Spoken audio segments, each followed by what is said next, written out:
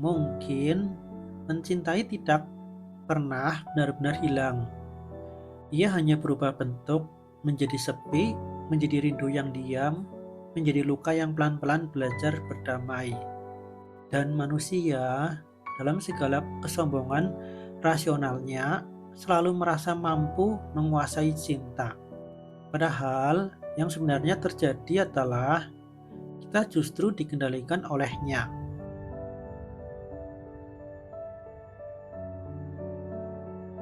Cinta tidak pernah datang untuk dimiliki.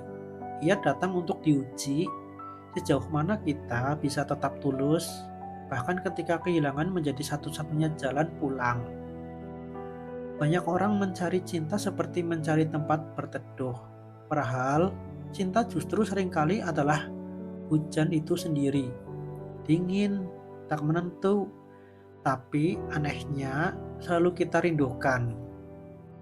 Dan aku dulu berpikir mencintai berarti menggenggam.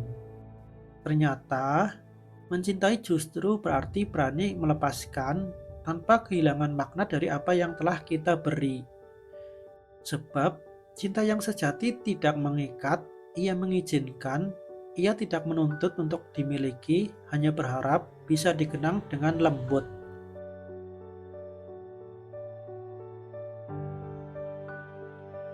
Dalam perjalanan yang sunyi, yang sunyi ini, aku mulai mengerti bahwa kehilangan bukanlah kebalikan dari memiliki, melainkan bagian dari proses mencintai itu sendiri. Kita tidak benar-benar kehilangan seseorang, yang hilang hanyalah bentuknya, sementara maknanya tetap berdiam di dalam dada, seperti gema yang tak pernah benar-benar padam.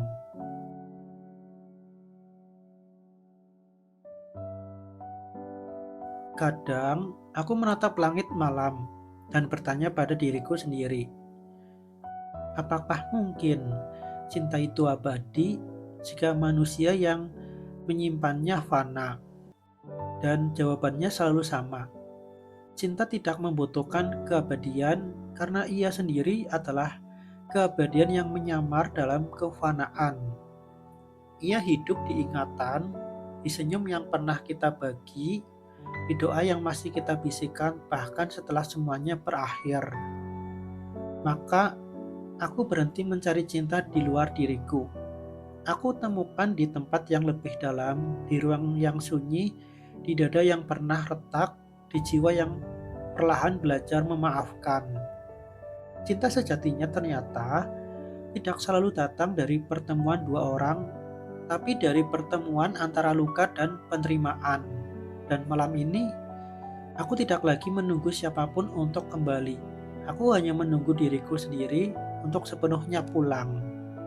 Karena ternyata cinta yang paling suci bukan tentang siapa yang berhasil tinggal, tapi siapa yang mampu bertahan setelah ditinggalkan, tanpa membiarkan hatinya membusuk oleh kebencian.